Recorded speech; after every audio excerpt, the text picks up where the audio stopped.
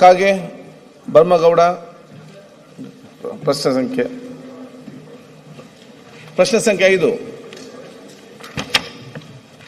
ಕೃಷಿ ಸನ್ಮಾನ್ಯ ಅಧ್ಯಕ್ಷರೇ, 524ನೇ ಪ್ರಶ್ನೆಯನ್ನು ಮಾನ್ಯ ಕೃಷಿ ಸಚಿವರನ್ನು ಕೇಳಲಿಕ್ಕೆ ಬಯಸ್ತಾ ಇದ್ದೇನೆ. ಒದಗಿಸಲಾಗಿದೆ ಅಧ್ಯಕ್ಷ. ಸರ್, ಉತ್ತರವನ್ನು ಒದಗಿಸಿದ್ದಾರೆ. ಆದರೆ ಅಲ್ಲಿ ಅಂಕಿ ಸಂಖ್ಯೆಗಳನ್ನು ಮಾತ್ರ ಕೊಟ್ಟಿದ್ದಾರೆ. ಎಷ್ಟು ಹಾಳಾಗಿದೆ, ಎಷ್ಟು ನಾವು ಈಗಾಗಲೇ ಪರಿವರ್ತನೆ ಮಾಡಿದ್ದೀವಿ, ಆದರೆ ಇನ್ನೂ ಸಾಕಷ್ಟು ನಮಗೆ ಅನುದಾನ ಕೊಡಬೇಕಾಗಿದೆ ಅಧ್ಯಕ್ಷರೇ. ಆ ಭಾಗದಲ್ಲಿ ಬೆಳಗಾವಿ ಜಿಲ್ಲೆಯಲ್ಲಿ ಒಂದು 10-15 ಬೆಳಗಾವಿ ಡಿವಿಷನ್ ದಲ್ಲಿ 10-15 ನಮ್ಮ ಹಳ್ಳಿಯಲ್ಲಿ ಭಾಳ ಹಳ್ಳಿಗೆ ನಾನು ಬೆಳಗಾವಿ ಅಧಿವೇಶನದಲ್ಲಿ ಇದರ ಬಗ್ಗೆ ಪ್ರಸ್ತಾವನೆ ಮಾಡಿದ್ದೀನಿ ಅಧ್ಯಕ್ಷರೇ. ಅದಕ್ಕಾಗಿ ಕೇಂದ್ರ ಸರ್ಕಾರದವರು ನಮಗೆ ಹೆಚ್ಚಿಗೆ ದುಡ್ಡು ಕೊಡ್ತಾ ಇಲ್ಲ. ನಾವು ಈಗ ಕೇಂದ್ರ ಸರ್ಕಾರ ಕಡೆ ಕೈ ಮಾಡೋದು ಬೇಡ. ಈಗ ನಮ್ಮ ಬಜೆಟ್ನಲ್ಲಿ ಸ್ವಲ್ಪ ಅಳವಡಿಸಿಕೊಂಡು ಹೆಚ್ಚು ದುಡ್ಡನ್ನು ನಮ್ಮ ಮತಕ್ಷೇತ್ರಗಳಿಗೆ, ನಮ್ಮ ಭಾಗದ ಬೆಳಗಾವಿ ಜಿಲ್ಲೆಯ ಏನು ಕೃಷ್ಣಾ ಬೆಲ್ಟ್ದಲ್ಲಿ ಇರುವಂಥ ಭೂಮಿಗಳಿಗೆ ಏನು ಸವಳ ಆಗಿದಾವು, ಅದಕ್ಕೆ ಹೆಚ್ಚಿಗೆ ಅನುದಾನವನ್ನು ಕೊಟ್ಟದ್ದಾದ್ರೆ ನಾವು ಬದುಕಲಿಕ್ಕೆ ಸಾಧ್ಯ ಆಗ್ತಿದೆ ಅನ್ನುವಂಥ ಮಾತನ್ನು ಹೇಳಿದ್ವಿ. ಯಾಕಂದರೆ ಆ ಜವಳ ಭೂಮಿ ಬೆಳಿಲಿಕ್ಕೆ ಆಗ್ತಾ ಇಲ್ಲ ಸರ್. ನಾವು ಬೆಳಗಾವಿ ಅಧಿವೇಶನದಲ್ಲಿ ಅದ್ರ ಬಗ್ಗೆ ಅರ್ಧ ಗಂಟೆ ಮಾತಾಡಿದ್ದೀನಿ ಅಧ್ಯಕ್ಷರೇ. ಈಗ ಅದಕ್ಕೆ ಹೆಚ್ಚಿನ ಅನುದಾನ ನಮ್ಮ ಮುಖ್ಯಮಂತ್ರಿ ಮತ್ತುಗಳಲ್ಲಿ ಒಂದು ನಿಮ್ಮ ಮುಖಾಂತರ ವಿನಂತಿ ಮಾಡ್ಕೊತಾ ಇದ್ದೀನಿ. ಈ ಬಜೆಟ್ದಲ್ಲಿ ಸುಮಾರು ಒಂದು 100 ಕೋಟಿ ಆದ್ರೂ ಆ ಭಾಗದಲ್ಲಿ ನಮಗೆ ಇಟ್ಟಿದ್ದಾದರೆ ಒಳ್ಳೆಯದಾಗ್ತಿದೆ. ಮತ್ತು ನಮ್ಮದು ಒಂದೊಂದು ಮತಕ್ಷೇತ್ರಕ್ಕೆ ಒಂದು 10 ಕೋಟಿ ತಾವು ಅನುದಾನ ಕೊಟ್ಟರೆ ನಮ್ಮ ಭಾಗದ ಜನ ಅಲ್ಲಿ ಬದುಕಲಿಕ್ಕೆ ಸಾಧ್ಯ ಇದೆ. ಇಲ್ಲಿಗೆ ಬದುಕಲಿಕ್ಕೆ ಸಾಧ್ಯನೇ ಇಲ್ಲ ನಾವು ಈ ನಿಮ್ಮ ಮುಖಾಂತರ ಕೃಷಿ ಸಚಿವರಲ್ಲಿ ವಿನಂತಿಯನ್ನು ಮಾಡ್ಕೊತಾ ಇದ್ದೀನಿ ಅಧ್ಯಕ್ಷರೇ. ನಮ್ದು ಆಯ್ತಂತ ಸಂಬಂಧಿಸಿ ನಮ್ಮಲ್ಲಿ ಸೀರಿಯಸ್ ಸಮಸ್ಯೆ ಅದ. ಹೌದು, ಇಡೀ ಊರಿಗೆ ಸೀರಿಯಸ್ ಇದೆ. ಫಸ್ಟ್ 1 ನಿಮಿಷ ಅವಕಾಶ ಕೊಡ್ರಿ ಮಾನ್ಯ ಅಧ್ಯಕ್ಷರೇ. ಈ ಭೂಮಿ ಸವಳಿರೋದು, ಸವಳು ಜವಳ ಆಗೋದು ಬಹಳಷ್ಟು ವ್ಯಾಪಕವಾಗಿ ಕೃಷ್ಣಾ ಬೆಲ್ಟ್ ಮೇಲೆ ಆಗ್ತಾ ಇದೆ. ನೀರಾವರಿ ಹೆಚ್ಚಾಗಿದ್ದರಿಂದ ಫಲವತ್ತಾದ ಭೂಮಿ. ಈಗ ನಮ್ಮಲ್ಲಿ ಜಮೀನುಗಳ ರೇಟ್ ಏನದಾವ ಅಂದ್ರೆ 60-80 ಲಕ್ಷ ರೂಪಾಯಿ ಎಕರೆ ಇದಾವ ಮಾನ್ಯ ಅಧ್ಯಕ್ಷರೇ. ಅಂತ ಫಲವತ್ತಾದ ಜಮೀನು ಹಾಳಾಗ್ತದ, ನೀರು ಹತ್ತದ, ರೈತರ ಬೀದಿ ಮೇಲೆ ಬಿದ್ದಾರ, ಅನಾಥರಾಗ್ತಾರೆ ಜಮೀನು. ಏನಾಗ್ಬೇಕೀಗ ಅಂತವ್ರಿಗೆ ದುಡ್ಡು ಹೆಚ್ಚು. ಮೊದಲು ಹಿಂದಿನ ಸರ್ಕಾರ ಆ ಸೌಳು ಜವಳು ಇದು ಮಾಡಾಕ, ರೈತರಿಗೆ ತಮ್ಮ ವೈಯಕ್ತಿಕ ಮಾಡ್ಕೊಳಾಕ ದುಡ್ಡನ್ನ ಕೊಡುವಂತ ಪರಿಸ್ಥಿತಿ ಇತ್ತು. ದುಡ್ಡು ಹೆಚ್ಚು ಮಂಜೂರು ಮಾಡಿ ಕಾಗೆ ಅವರು ಹೇಳಿದ ಪ್ರಕಾರ ಒಂದೊಂದು ವಿಧಾನಸಭಾ ಕ್ಷೇತ್ರಕ್ಕೆ ಆ ಕೃಷ್ಣಾ ಬೆಲ್ಟ್ ಮ್ಯಾಗ ನೋಡಿ ಅಲ್ಲೇನ 400-500 ಎಕರೆ ಬಿದ್ದುಬಿಟ್ಟದ ಜಮೀನು.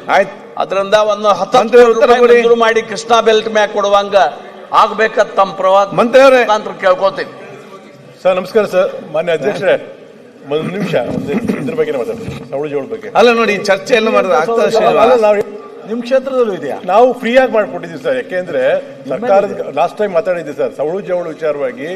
ನಮ್ಮ ಏನು ಭದ್ರಾ ಅಚ್ಚುಕಟ್ಟು ಪ್ರದೇಶದಿಂದ ಪೈಪ್ಗಳು ಕೊಡ್ತಾರೆ, ಮತ್ತೆ NREG ಇಂದ ಉಚಿತವಾಗಿ ಪೈಪ್ಗಳು ಹಾಕಿ ಸವಳು ಜೋಳ ನೀರು ಏನಿರುತ್ತೆ ಅದನ್ನ ಬಸ್ಸಿಗೆ ಏನಾಗಬೇಕು ಹೇಳಿ ಶ್ರೀನಿವಾಸ್. ಅಲ್ಲ ಸರ್, ಅದಕ್ಕೆ ಉಚಿತವಾಗಿ ಮಾಡಬಹುದು. ಆಯ್ತು, NREG ಇಂದ ಮತ್ತು ಕಾಡಾದ ಪೈಪ್ ಕೊಟ್ಟು ಉಚಿತವಾಗಿ ಕೆಲಸ ಆಗುತ್ತೆ, ಸರ್ಕಾರದ ದುಡ್ಡು ಉಳಿಯುತ್ತೆ. ನಾವು ಮಾಡಿದೀವಿ ಪ್ರಾಯೋಗಿಕವಾಗಿ, ಅನುಕೂಲ ಆಗಿದೆ. ಅದನ್ನ ನಾನು ಸಭೆ ಮುಂದೆ ಹೇಳ್ತೇನೆ. ಮಾನ್ಯ ಅಧ್ಯಕ್ಷರೇ, ಸದನದಲ್ಲಿ ಬಹಳಷ್ಟು ಸದಸ್ಯರು ಇದ್ರ ಬಗ್ಗೆ ಬೆಳಕು ಚೆಲ್ಲತಕ್ಕಂಥ ಪ್ರಯತ್ನ ಮಾಡ್ತಿದ್ರು. ಅದರ ಕ್ವಶನ್ ಅವರಿಂದ ಮಾಡಲಿಕ್ಕಾಗಿಲ್ಲ. ಆದರೆ ಇಡೀ ರಾಜ್ಯದಲ್ಲಿ ಮಳೆ ಆಶ್ರಿತ ಏರಿಯಾದಲ್ಲಿ 77,646 ಹೆಕ್ಟೇರ್ ಇದೆ ಇಡೀ ರಾಜ್ಯದಲ್ಲಿ. ಅದರಲ್ಲಿ ನಾರ್ತ್ 13 ಜಿಲ್ಲೆಗಳಲ್ಲೇ ಬಹುಶಃ ಒಂದು 56,621 ಹೆಕ್ಟೇರ್ಸು ಇದಿದೆ. ಹಿಂದೆ ಕೇಂದ್ರ ಸರ್ಕಾರದಿಂದ ಇದನ್ನು ಉಪಚಾರ ಮಾಡಲಿಕ್ಕೆ ಅನುದಾನ ಕೊಡ್ತಿದ್ದು ಕಡಿಮೆ ಆಗ್ತಾ ಬಂದಿದೆ. ಕಳೆದ ಬಾರಿ ನಾನು ವಿಶೇಷವಾಗಿ ಅಡಿಷನಲ್ ಆಗಿ 13 ಕೋಟಿಯನ್ನು ಕೇಂದ್ರ ಸರ್ಕಾರದಿಂದ ಬಿಡುಗಡೆ ಮಾಡಿದ್ದೀವಿ. ಈ ಬಾರಿನೂ ಮೊನ್ನೆ 1 ತಿಂಗಳಿಂದ ಕೇಂದ್ರದ ಸಚಿವರನ್ನ ಭೇಟಿ ಮಾಡಿದಾಗ 4 ಕೋಟಿ ಬಿಡುಗಡೆ ಮಾಡಲಿಕ್ಕೆ ಒಪ್ಪಿದ್ದಾರೆ. ಇದೆಲ್ಲವೂ ಸಹ ಪೂರ್ಣ ಪ್ರಮಾಣದಲ್ಲಿ ಮಾಡಲಿಕ್ಕಾಗಲ್ಲ. ಇದಲ್ಲದೆ ಕಾಡ ಇರಿಗೇಷನ್ ಅಚ್ಚುಕಟ್ಟು ಬೇರೆ ಬರುತ್ತೆ, ಅದರಲ್ಲಿ ನಾವು ಮಾಡಲ್ಲ, ಇರಿಗೇಷನರೇ ಮಾಡಬೇಕಾಗತ್ತೆ. ನಾವು ಮಳೆ ಆಶ್ರಿತಕ್ಕೆ ಮಾತ್ರ ಮಾಡ್ತೀವಿ.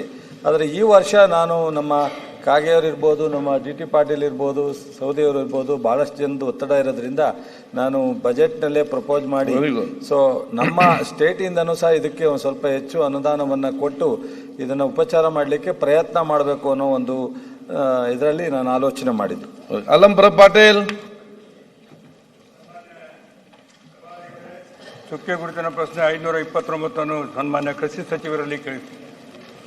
ಒದಗಿಸಲಾಗಿದೆ. ಸನ್ಮಾನ್ಯ ಸಭಾಧ್ಯಕ್ಷರೇ, ನಾನು ನಿನ್ನೆ ಕೂಡ ಗಮನ ಸೆಳೆಯುವ ಸೂಚನೆಯಲ್ಲೇ ಇದರ ಬಗ್ಗೆ ಮಾತನಾಡಿದ್ದೀನಿ. ಅದು ಬೇಡ. ಉತ್ತರ ಕೊಟ್ಟಿದ್ದಾರೆ. ಈ ಕೃಷಿ ಸಚಿವರು ತಮ್ಮ ಉತ್ತರದಲ್ಲಿ ತಿಳಿಸಿದ್ದಾರೆ. ಮೊದಲನೇದಾಗಿ ನಾನು ಹೋದ ಸಲ ನಮ್ಮ ರಾಜ್ಯದ ಇತಿಹಾಸದಲ್ಲಿ ಎಂದೂ ಸಿಗದಿರತಕ್ಕಂಥ 604 ಕೋಟಿ ಇನ್ಶೂರೆನ್ಸ್ ಬಂದಿದೆ. ನಮ್ಮ ಸರ್ಕಾರಕ್ಕೆ ಧನ್ಯವಾದಗಳನ್ನು ಹೇಳ್ತೀನಿ. ನಮ್ಮ ಉಸ್ತುವಾರಿ ಸಚಿವರು ಮುಖ್ಯಮಂತ್ರಿಗಳನ್ನು ಕರ್ಕೊಂಡು ಬಂದು ಆ ಸಂಪೂರ್ಣ ಸಮೀಕ್ಷೆ ಮಾಡಿ, ಭೀಮಾ ನದಿ ಹಿನ್ನೀರಿನಿಂದ ಹೊಲಗಳೆಲ್ಲ ನಾಶ ಆಗಿತ್ತು, ಮಳೆ ಬಂದು ತೊಗರಿ ಎಲ್ಲ ಹಾಳಾಗಿತ್ತು. ಒಬ್ಬ ರೈತನಿಗೆ 1 ಕ್ವಿಂಟಲ್ ತೊಗರಿ ಬೆಳಿಬೇಕಾದ್ರೆ 10,330 ಖರ್ಚು ಆಗ್ತದೆ ಅಧ್ಯಕ್ಷರೇ. ಈಗ ರೇಟ್ ಇದ್ದಿದ್ದು 8,000 ಇದೆ. ಆ ರೇಟ್ನೂ ಇಲ್ಲ. ಒಬ್ಬ ಸರ್ಕಾರಿ ನೌಕರಿಗೆ ವರ್ಷಿಗೊಮ್ಮೆ ಏನಪ್ಪ ಅಂದ್ರೆ ನೀವು ಸಂಬಳ ಹೆಚ್ಚು ಮಾಡ್ತೀರಿ. ರೈತನ ಪರಿಸ್ಥಿತಿ ಹದಿಗೆಟ್ಟು ಸಾಯ್ತಾ ಇದ್ದಾರೆ. ಬೇರೆ ನಮ್ಮ ಬೀದರ್ನಲ್ಲಿ ಇನ್ಶೂರೆನ್ಸ್ ಬಂದಿದೆ ಅಧ್ಯಕ್ಷರೇ. ಕೇಳ್ತಾರೆ ಅಧ್ಯಕ್ಷರೇ, ಬೀದರ್ನಲ್ಲಿ ಇನ್ಶೂರೆನ್ಸ್ ಬಿಡುಗಡೆ ಆಗಿ ಅಕೌಂಟ್ಗೆ ಹೋಗಿದೆ ರೈತರಿಗೆ. ಯಾದಗಿರಿನಲ್ಲಿ ಕೂಡ ಇನ್ಶೂರೆನ್ಸ್ ಬಿಡುಗಡೆ ಆಗಿ ರೈತರ ಅಕೌಂಟ್ಗೆ ಜಮಾ ಆಗಿದೆ. ಕಲಬುರಗಿ ಜಿಲ್ಲೆಯಲ್ಲಿ ಇನ್ನೂವರೆಗೂ ಕೂಡ ಜಮಾ ಆಗಿಲ್ಲ. ಕೇವಲ 130 ಕೋಟಿ ಬಂದು ಇದೆ. ಇನ್ನೂ 130 ಕೋಟಿ ಬಂದ ನಂತರ ನಾವು ಎಲ್ಲ ಅಕೌಂಟಿಗೆ ಹಾಕ್ತೀನಿ ಅಂತ ಹೇಳಿದ್ದಾರೆ. ಪರಿಸ್ಥಿತಿ ಗಂಭೀರ ಇದೆ. ಸ್ವತಃ ಸರ್ಕಾರ ಮತ್ತು ನಮ್ಮ ಕೃಷಿ ಸಚಿವರೇ ಸ್ವತಃ ಬಂದು ನೋಡಿದ್ದಾರೆ. ಪ್ರಶ್ನೆ ಕೇಳಿ. ಒಂದು ನನ್ನ ವಿನಂತಿ ಏನಿದೆ ಅಂದ್ರೆ, ಬೇಗ ಬಿಡುಗಡೆ ಮಾಡಿದ್ರೆ ಮುಗಿತಲ್ಲ. ಸಂಪೂರ್ಣ ಹಾನಿಯಾಗಿದೆ. ಸಮೀಕ್ಷೆ ಕೂಡ ಸರಿಯಾಗಿ. ಮಂತ್ರಿ ಅವರೇ, ಅಧ್ಯಕ್ಷರೇ ಅವರೇ ಹೇಳ್ತಾ ಇದ್ದಾರೆ, ಇತಿಹಾಸದಲ್ಲಿ ರೈತರಿಗೆ ಕೊಟ್ಟಿರ್ತಕ್ಕಂಥ ಇನ್ಶೂರೆನ್ಸ್ ಇರ್ಬೋದು, NDRF, SDRF, ಬೆಳೆ ಪರಿಹಾರ, ಗುಲ್ಬರ್ಗಾ ಜಿಲ್ಲೆಯಲ್ಲಿ ಈ 2.5 ವರ್ಷದಲ್ಲಿ 2,200-300 ಕೋಟಿ ಒಂದು ಜಿಲ್ಲೆಗೆ ಪರಿಹಾರ ಕೊಟ್ಟಿದೆ. ಒಂದು ಜಿಲ್ಲೆಗೆ 2,000. ಈ ಇನ್ಶೂರೆನ್ಸ್ನಲ್ಲಿ 2,590 ಕೋಟಿ. ಇದರಲ್ಲಿ ನಮ್ಮ ಪ್ರಿಯಾಂಕ್ ಖರ್ಗೆ ಅವ್ರ ಶ್ರಮನೂ ಇದೆ, ಪ್ರಯತ್ನ. ಟೋಟಲ್ ಒಟ್ಟಾರೆ ಆಗಿಲ್ಲ. ಇನ್ಪುಟ್ ಸಬ್ಸಿಡಿ ಇರ್ಬೋದು, ವಿಶೇಷ ಪ್ಯಾಕೇಜ್ ಇರ್ಬೋದು, ಮತ್ತೆ ನಿಮ್ಮ ಕ್ರಾಪ್ ಇನ್ಶೂರೆನ್ಸ್ 990 ಕೋಟಿ ನಮ್ಮ ಕೃಷಿ ಇನ್ಶೂರೆನ್ಸ್ನಲ್ಲೇ 50 ಲಕ್ಷ ರೈತರಿಗೆ ನಾವು ಇಡೀ ರಾಜ್ಯದಲ್ಲಿ 6,126 ಕೋಟಿ ಕೊಟ್ಟಿದ್ರೆ, ನಮ್ಮ ಗುಲ್ಬರ್ಗಾ ಜಿಲ್ಲೆಗೆ 5,82,000 ರೈತರಿಗೆ 990 ಕೋಟಿ ಗುಲ್ಬರ್ಗಾ ಜಿಲ್ಲೆಗೆ ಇನ್ಶೂರೆನ್ಸ್ ಕೊಟ್ಟಿದ್ದೀವಿ. ಕಳೆದ ಬಾರಿ 674 ಕೋಟಿ ಒಂದೇ ವರ್ಷ ಕೊಟ್ಟಿದ್ವಿ. ಅವರು ಬಹುಶಃ ಸಿಕ್ಕಿದಾಗೆಲ್ಲ ಅಪ್ರಿಷಿಯೇಟ್ ಮಾಡ್ತಾರೆ. ಸ್ವಲ್ಪ ಇನ್ನೂ 128 ಕೋಟಿ ಬಿಡುಗಡೆ ಮಾಡಬೇಕಾಗಿದೆ. ಹಣಕಾಸಿನ ಇಲಾಖೆಗೆ ಹೋಗಿದೆ. ಒಟ್ಟಾರೆ 168 ಕೋಟಿ ಬಿಡುಗಡೆ ಮಾಡ್ಲಿಕ್ಕೆ ಕಳಿಸಿದೀವಿ. ಅದರಲ್ಲಿ 128 ಕೋಟಿ ಗುಲ್ಬರ್ಗಾ ಜಿಲ್ಲೆದೇ ಇದೆ. ಆದಷ್ಟು ಬೇಗ ಬಿಡುಗಡೆ ಮಾಡಿಕೊಡ್ತೀವಿ. ಸಾಕಷ್ಟು ನಮ್ಮ ಪ್ರಿಯಾಂಕ್ ಹೇಳಿದಾಗೆ ಬಹಳ ರೈತರ ವಿಚಾರದಲ್ಲಿ ಹೆಚ್ಚು ಕಾಳಜಿಯನ್ನು ವಹಿಸಿದ್ವಿ. ನಾನು ಮಂತ್ರಿಗಳಲ್ಲಿ ಕಳಕಳಿ ವಿನಂತಿ ಮಾಡಿಕೊಳ್ಳೋದಿಷ್ಟೇ, ರೇಟ್ ಇಲ್ಲ, 8,000 ಇದೆ, 12,000. ಮನಮೋಹನ್ ಸಿಂಗ್ ಅವರು ಇದ್ದಾಗ 13,900 ಲೇಟ್ ಮಾಡಿದ್ರು. ಇವಾಗ 12,000 ರೇಟು ಕೇಂದ್ರ ಸರ್ಕಾರ ಕೊಡಬೇಕು. ಕೇಂದ್ರ ಸರ್ಕಾರ ವ್ಯಾಪಾರಿಗಳ ಪರನೇ ನೋಡ್ತದೆ, ರೈತರ ಪರ ನೋಡ್ತಾ ಇಲ್ಲ. ಅಲ್ಲೇ 30 ಕಿಲೋಮೀಟರ್ ಮೇಲೆ ಸ್ಟ್ರೈಕ್ ಕೂತು ಯಾರೂ ನೋಡಲಿಲ್ಲ. ದಯಮಾಡಿ ಒಂದು ಡೆಲಿಗೇಷನ್ ತೆಗೆದುಕೊಂಡು ಹೋಗಿ ಒಬ್ಬ ರೈತನಿಗೆ 1 ಕ್ವಿಂಟಲ್ಗೆ 12,000 ರೂಪಾಯಿ ರೇಟ್ ಸಿಗ್ತಕ್ಕಂತ ಮಾಡಿದ್ರೆ ನಮ್ಗೆಲ್ಲರಿಗೂ ಒಳ್ಳೇದಾಗ್ತದೆ. ನಾವೆಲ್ಲ ರೈತರ ಕುಟುಂಬದಿಂದ ಬಂದಿರತಕ್ಕಂಥವ್ರು. ಇದ್ರ ಬಗ್ಗೆ ವಿಚಾರ ಮಾಡಿ. ನಾನು ಬಹಳ ಸಲ ತೊಗರಿ ಅಂತ ದಯಮಾಡಿ ತಮ್ಮ ಮೂಲಕ ಕಳಕಳಿ ವಿನಂತಿ ಮಾಡಿ.